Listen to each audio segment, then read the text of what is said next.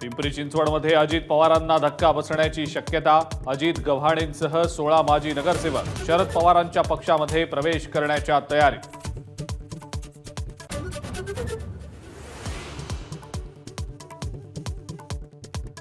विधान परिषदेसाठी राष्ट्रवादी उद्या उमेदवारांची नावं जाहीर करणार।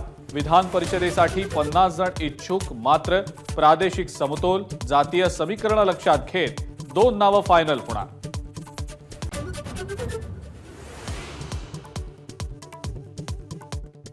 बाळासाहेबांची वैचारिक दगाबाजी केलेल्यांची साथ सोडून जनतेच्या मनातलं सरकार स्थापलं।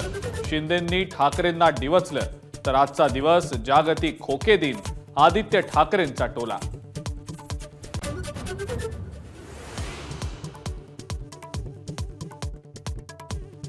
स्वातंत्र्यावरून संभाजी भिडेंचं वादग्रस्त वक्तव्य। आपल्याला मिळालेलं स्वातंत्र्य दळभद्री, हिंदवी स्वराज्य खरं स्वातंत्र्य, भिडेंचं वक्तव्य।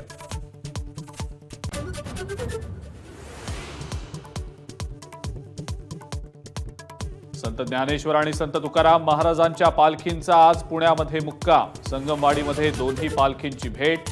माऊलींच्या पालखीसह वारकऱ्यांचा महापूर।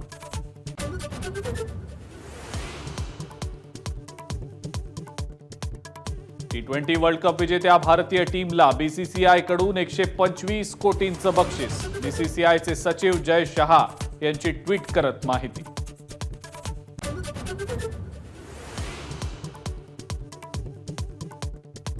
विराट कोहली, रोहित शर्मानंतर आता रवींद्र जडेजाचाही आंतरराष्ट्रीय T20 क्रिकेटमधून निवृत्तीचा निर्णय। वर्ल्ड कप जिंकल्यानंतर T20 क्रिकेटला केलं अलविदा।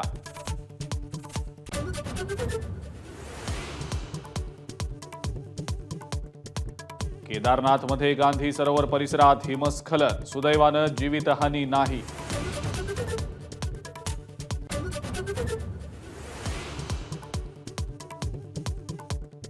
आसाममध्ये रियांगी नदीच्या पाणी पातळीत वाढ झाल्यानं पूरस्थिती। आतापर्यंत 42 जणांचा मृत्यू, जनजीवनही विस्कळीत।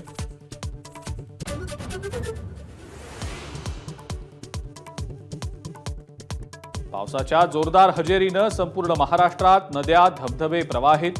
छत्रपती संभाजीनगरमधील सीता नहाणी धबधबा प्रवाहित, तर वीकेंडच्या निमित्तानं पर्यटकांची कोकणामध्ये तौबा गर्दी।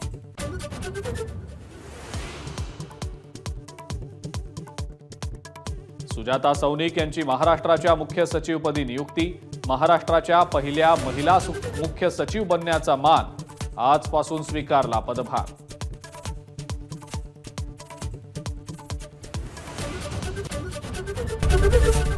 एबीपी माझा, उघडा डोळे बघा नीट।